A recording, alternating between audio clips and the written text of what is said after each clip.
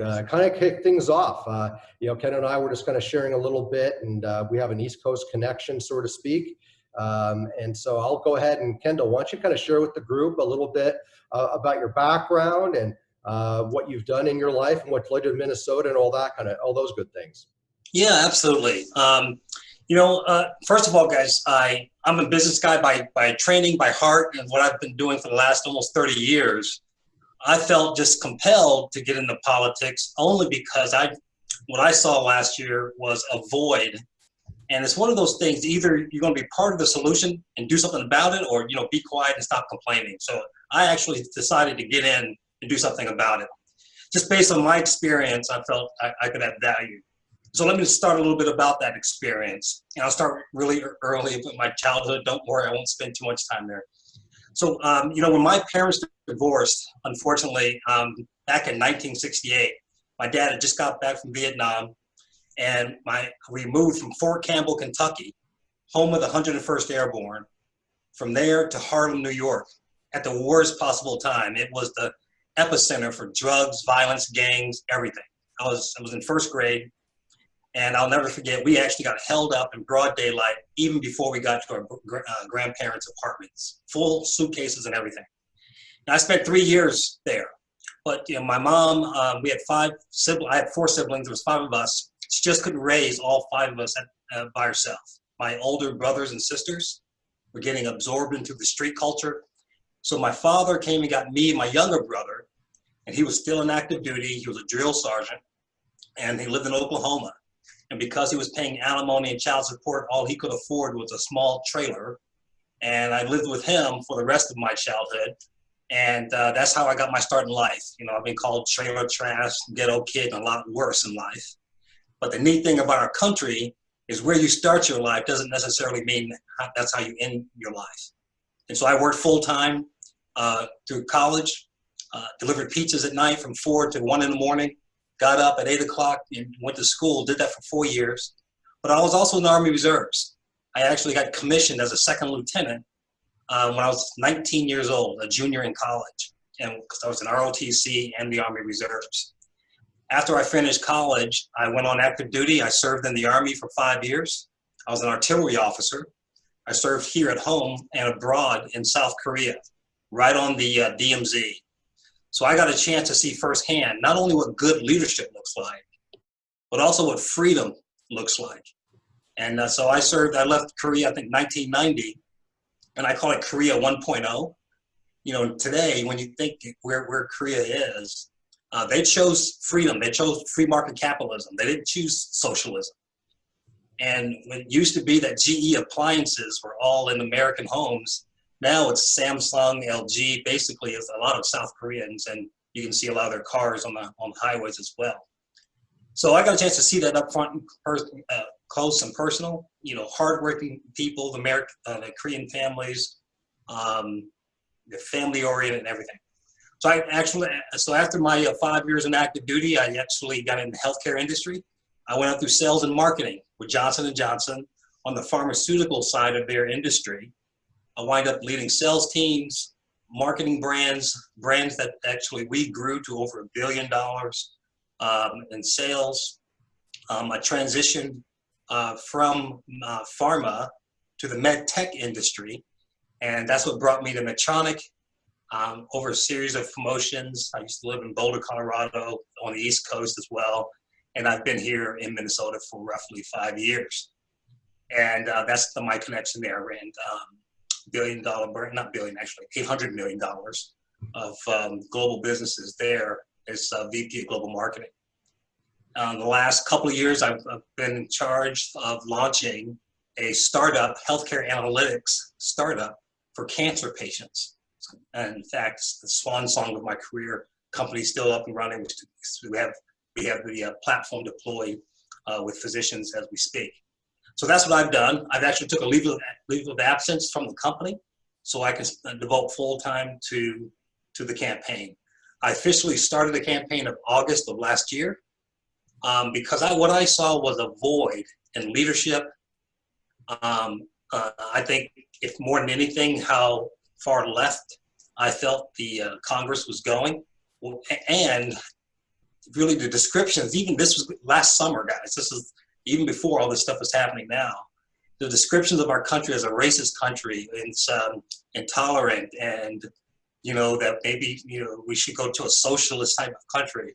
I'm going to tell you, I'm a big proponent of the capitalist system. I know it worked for me. I'm no one special. I tell people that all the time. I'm no one special. I'm nothing exceptional. I just happen to live in an exceptional country, and we have exceptional opportunities here. And so I'm a big advocate for defending the values and core values of the country. Obviously, we're not perfect. Obviously, we need to improve things, and we have over time. But the core fundamentals here is what we need to make sure stays true. So that's why I decided to run for office. And I'll talk about the 3 different things we're focusing on later, but I just wanted to open it up here now, Rob, just to see if there's any questions. Yeah, no, for sure. And I appreciate the history, the journey that kind of brought you here to Minnesota. And to kind of back up a little bit from my perspective, I totally forgot to mention our sponsors. So Compass Realty, Mike Agramson and Compass Realty, we're always appreciative of his efforts. He's usually the guy you see when you first come to Club E. And then Ben Tice from School of Marketing does a lot of great stuff, great workshops. So if you need any social media assistance or any digital marketing, and also SDK CPAs at downtown Minneapolis for any accounting needs that you might have. And I also feel compelled to let folks know this is not meant to be any sort of political affiliation or recommendation or endorsement of any kind. I knew Kendall through the I-94 chamber. We had a chance to meet. Actually, I want to say, Kendall, you were probably one of the last people I met before the lockdown happened.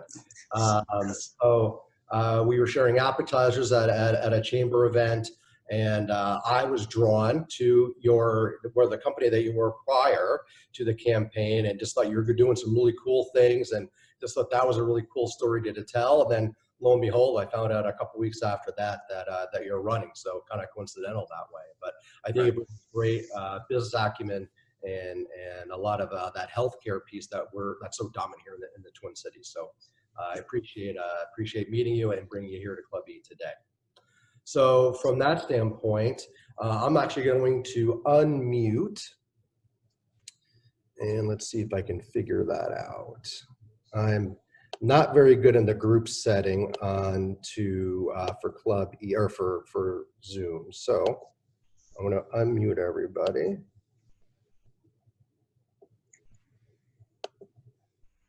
Let's ask. All right. So if anybody has any questions, feel free to throw them in the chat. Or I want to make this pretty interactive. So just continue to throw questions out as we take breaks here. But as we're going through this, Kendall, maybe that was a good time too to maybe you said you had 3 points. So why don't you kind of throw those out there? Yeah. Before I do that, let me just, I'll be remiss if I don't mention, the other part that's given me such a uplift in life and my success is my wife, Sheila.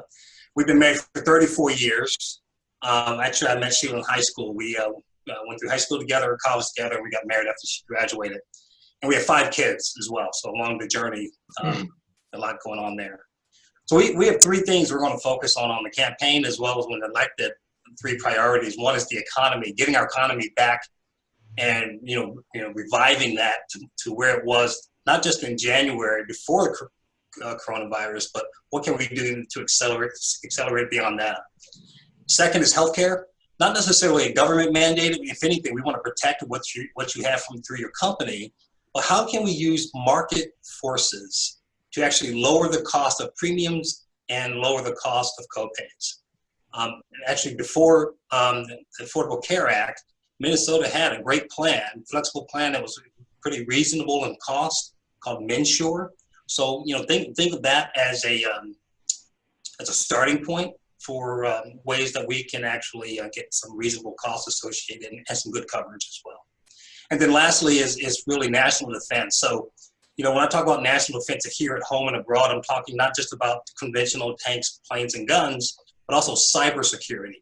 One of the biggest issues that we have to be concerned about is our national power grid, as well as intellectual property that often gets hacked into.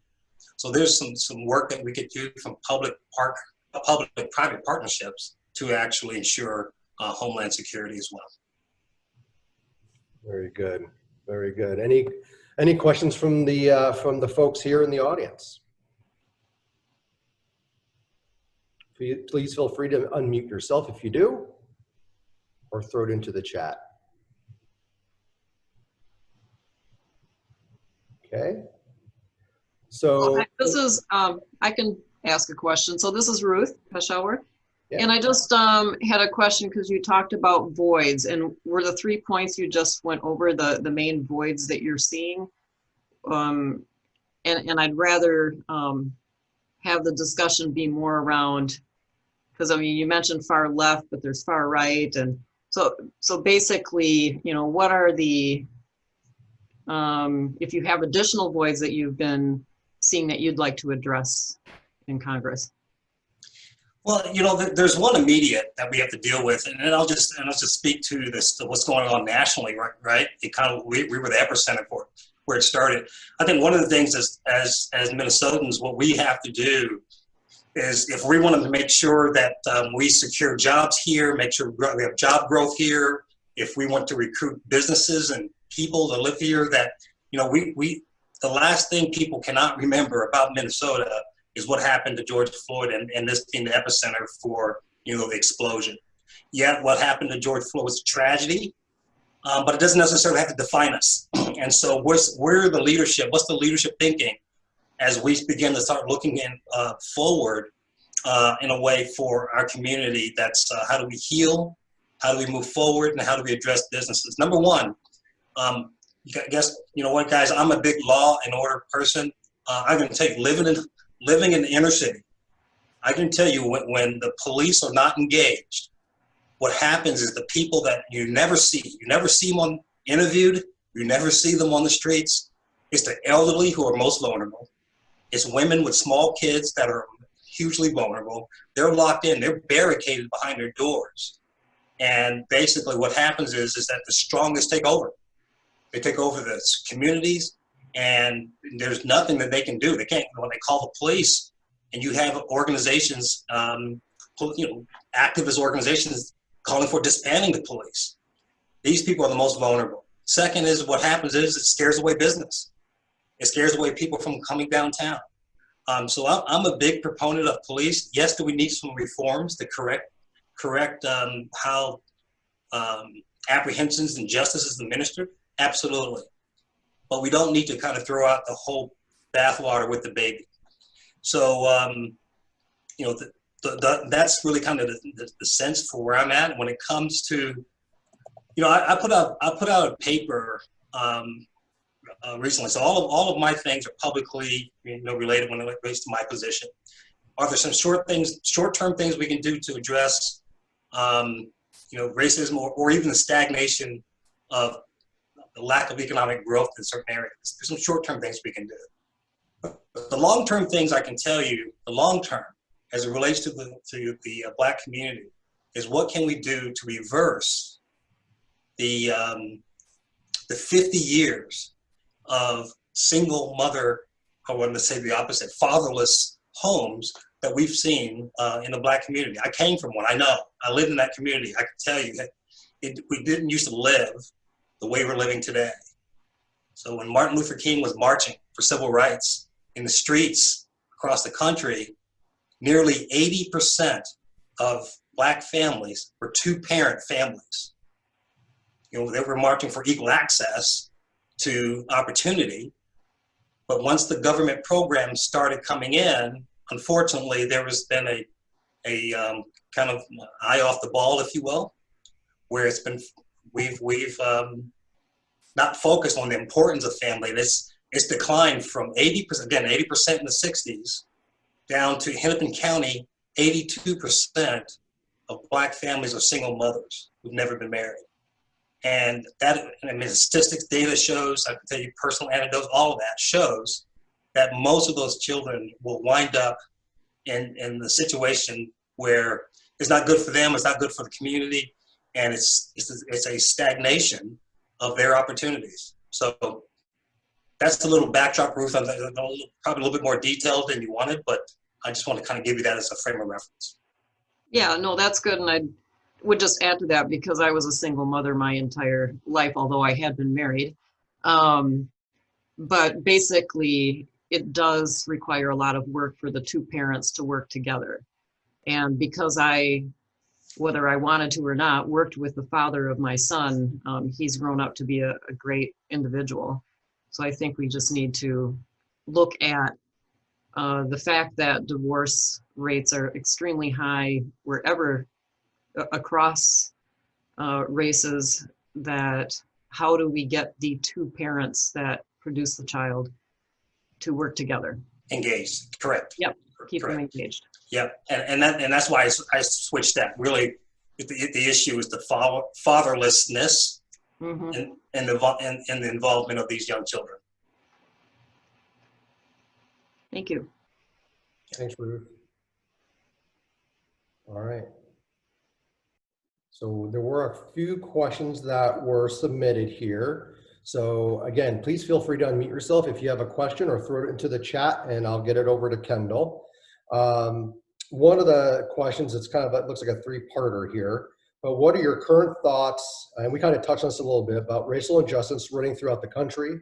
What would you do, Kendall, to unify the people? And we already touched about defunding the police. So Yes. what? Yeah. Guys, so first of all, you know the neat thing, that we have a great opportunity in this state to really to be the leader on, yes, the problem started here, but we can actually be the leaders for the solutions also start here. And here's something, you're going to hear something from me that you're not going to hear probably from a lot of other people in politics. And God forbid, when elected, don't call me a politician, call me a public servant, okay? So here's something I'm going to give this little counter revolutionary to what we're hearing and what you're seeing out in the public square. I'm a big proponent of all of us really understanding our history as a country and appreciating what the monuments mean and what they stand for. In fact, you're going to see a release coming out July 1st on this very topic. And it's related to the question, how do we unite ourselves? So I want to get a little wonky here on you just a little bit, but trust me, there's a connection. So I have deep roots in the military. My son, who's serving right now, and it just happened to be, he's training to be a military police officer. He's fourth generation Army. So his great-grandfather, his father, myself, all my brothers-in-laws. I have one that flew fighter jets in Afghanistan. So I understand, for me, military history is really important. So with that context, July 1st is the 155th anniversary of the Civil War and the Battle of Gettysburg. People don't know this, but Minnesota was the first to send troops when President Abraham Lincoln asked for Union soldiers to come to Washington, D.C. They called the first Minnesota Volunteers. And they were pivotal of winning Gettysburg, but it cost them the largest loss of life of any Army unit in the Battle of Civil War, and all the way up to this very day. 80% of the soldiers from Minnesota died helping to save that battle, and it's the first major battle the Union Army won. So I wrote about that in one of my Facebook posts for Memorial Day. This guy I never met.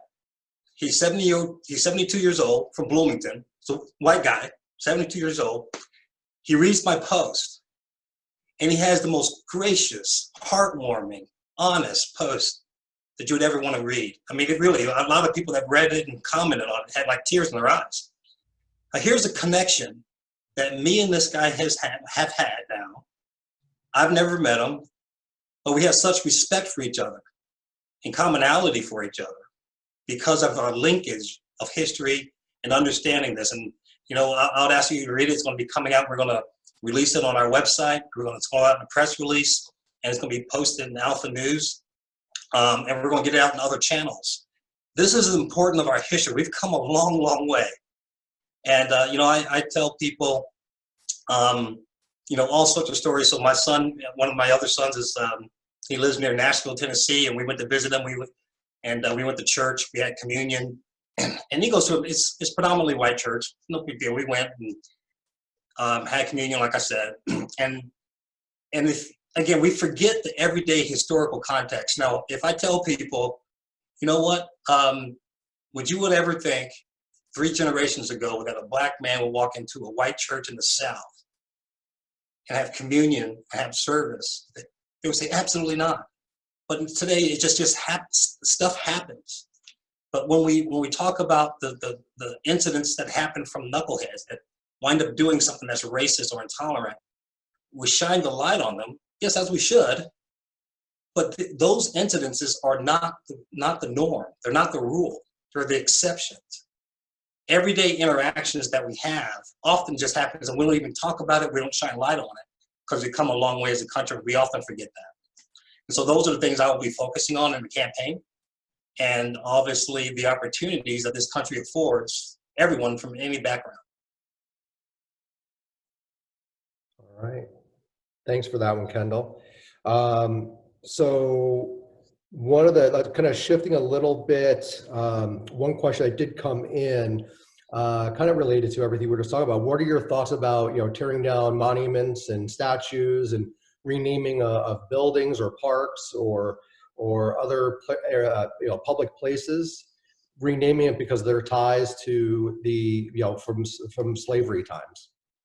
Again, I personally, look, I can understand some people being frustrated by it or feeling like this is not necessarily something we stand for, but we have to remember as a country, a lot of, again, what I talked about earlier, look how far we've come. You would never know it if you strip history away, tear down these monuments. There's no chance of a learning experience or connection. And again, this is a big thing that we have to do as a country. We just need to double down and then reevaluate how well we teach U.S. history in this country. It was Abraham Lincoln that reminded all of us, and he wanted to make sure that the South wasn't necessarily, mistreated, because they were like family coming back to the table after a bad disagreement. Now, I don't want to underplay that, but what he wanted to do to make sure that the country was healed and the country remained together, and there were concessions made. And then, at the end of the day, there's no other country that actually went to war, and we lost so many. That Civil War, we lost more soldiers in the Civil War than all the other wars combined leading up to the Afghanistan War. And we often miss that. So anyway, my point is that I'm a big proponent of keeping these monuments so there's a learning experience. And if we do want to remove something, there's a process. There's a process that we go through in a civilized nation. And it doesn't start with a crane and a winch pulling it down in a mob. That's not the way to do it. I'm not a big fan of it. And I can tell you even more, so I'll take another step. It's an abdication of leadership of any elected officials that let that happen. It really is. And if we want to make a decision on something of that nature that affects everyone, it's not controlled by a decision of the mob. Very good. Period. We're kind of shift gears a little bit here, more towards the business front. So, from your healthcare perspective, you've probably seen a lot and you've worked in different areas. But as you look across the landscape on COVID, where do you see some potential opportunities for future organizations, future companies to capitalize on? In other words, what are some of those companies that you might see, or types of companies you see that might make a name for themselves here in 5-10 years because of an opportunity that we see today? Oh, absolutely, absolutely. So let me just start out and just kind of reframe this and let everyone know. Right here in this state, we have the largest concentration of med device companies in the country and around the world. So if anything I want to do in Congress is make sure that we extend the collaboration with MedAlley as well as the University of Minnesota. And what can we do to ensure that part of our business remains? Because those are small companies that breed new technology, new businesses, and attracts new talent. It doesn't mean just because we have it, we'll always have it. It doesn't. Because New Jersey lost their pharma epicenter for over 100 years pharmaceutical industry was really kind of headquartered and based in the state of New Jersey. They lost that to Boston, San Francisco, and San Diego. We don't want to have that happen. So when it relates to COVID, one of the things that we saw happen across the country is that they brought down the regulatory barriers for physicians to actually practice across state lines via virtual communication. I tell you that could potentially open up a huge opportunity. I mean, those were state restrictions because, you know, they don't want the competition, and you keep your license within states. And how do you license in across state boundaries? So you think about anything from MRIs to other type of imaging technology that can be done competitively. Those things, it's a great opportunity in healthcare related to that. Let me just give you a quick example. If you think about LASIK surgery, which is probably the most market-driven and market-oriented healthcare technology procedure, it's not covered by a lot of insurance at all. In fact, most of it's not. 95% of it's not. When it first came out 20 years ago, it was roughly $5,000 for both eyes. Today, because of competition, new innovation, new technology, it's $1,000. It went from 5,000 to 1,000, driven based on market dynamics. And if we can do the same thing with virtually in healthcare and medicine, it would be significant. So when you talk about broader access, lower cost, and either the same or better type of outcomes, which is hugely significant. You touched my heart when you talked about LASIK. That was one of the best days of my life when I woke up one morning, I could see the alarm clock. Hopefully you weren't late. What's that?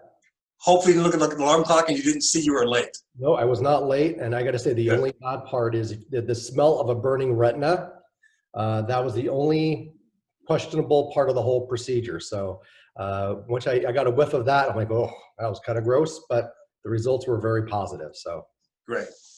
Sorry to anybody that was eating. I probably should have been thinking about that. So we're going to kind of dive back a little bit into the political stream, and I think a pretty straightforward question was asked. So Kendall, what would you say are the, maybe let's keep it to a minimum here of what are the top 3 differences between you and Dean Phillips? Well, you know what, I like to keep it. I like to keep it fun, and we're going to make this fun. And I'm not a politician. Remember. So here's the first thing. I'll just tell you. Dean Phillips. He's candidate's very easy. The difference is here. He has hair. I don't. Okay. He wears skinny jeans. You don't want to see me in skinny jeans. And I'll talk about one thing we do have in common. His family started in the distillery business. He's the 3rd richest member of Congress. My family started in distillery business. My grandfather ran moonshine in South Carolina during Prohibition. And unfortunately, I didn't get a cut of that business because, if you know the history of NASCAR, actually those guys after Prohibition, all those souped up cars, they wound up racing them. And that's how NASCAR got started. Never knew. So I didn't get a cut of that business. So I had to earn my living the old fashioned way. So that's, I keep it light, and that's a little bit of the differences there. No, I appreciate that. And I got to say that the distillery business, I have enjoyed it. So I can't say anything bad about that either. And I love me some gelato because, again, like you, I am not a big fan of skinny jeans for me personally. So, okay, another question came out. So along the lines of LASIK, what about some of the more Eastern alternative medicine like acupuncture or chiropractic? These are great practices to combine with Western medicine, but not covered by insurance. So what would you say is kind of your stance on that? And how do you get the more that we can transition your healthcare dollars to your decisions, I'm a big proponent of the health savings account, if you will. You decide with those dollars, these are your dollars that you get from your employer or from whatever third party. And how you decide to deploy those dollars is your business. It's your choice. You know that the finite dollars that you have, what outcomes you're looking for, And then guess what? What happens is the market adjusts to, at the end of the day, those people that are making the ultimate decisions, and that is the consumer or the patient. Yep. I would, obviously for me, as a financial advisor, I will do this one little piece of info to kind of tack onto that HSA idea. HSAs are phenomenal because it's the only triple tax benefit you're going to get, where it's tax-free going in, tax-free growth, and tax-free coming out. So there's a huge advantage for HSA, and to be able to leverage those dollars, I think, are hugely important, especially with the rising cost of healthcare going up through the roof. So yeah. Great. So kind of switching gears back to, I'll use that NASCAR theme a little bit. I never knew that about NASCAR. What advice would you give to business leaders and aspiring entrepreneurs? Yeah, you know what? The neat thing about this company, it's amazing how creative and innovative people can be, and to convert something into, into some type of monetized opportunity. What I would advise, number one, don't listen to the naysayers. There's always opportunities around this COVID period that we're in is going to create opportunities and businesses that we've never even heard about. I tell my kids that you're going to have jobs that have never been created or that don't exist today. And so I always want to be optimistic about that. At the end of the day, what are the solutions that often our society needs? And oftentimes we don't know what those solutions are until someone creative comes up with some idea or service or product that helps with that. Healthcare is always going to be one that I think that people are looking for. As people get older, they're going to obviously need more services. Alzheimer's is the big frontier that I believe pharma could do a huge service in. We've tackled a lot of different things in the pharmaceutical industry that have increased the longevity of people's lives. But Alzheimer's is one that is a tragedy if you ever have a family member that go through it. I have, my mother-in-law. And so that's one area. But from an entrepreneurial standpoint, I would just say that there's tons of different things that, like, I'm involved in one now. I tell you, it'll be the swan song of my career, once this becomes universally used for cancer patients. Mm-hmm. Mm-hmm.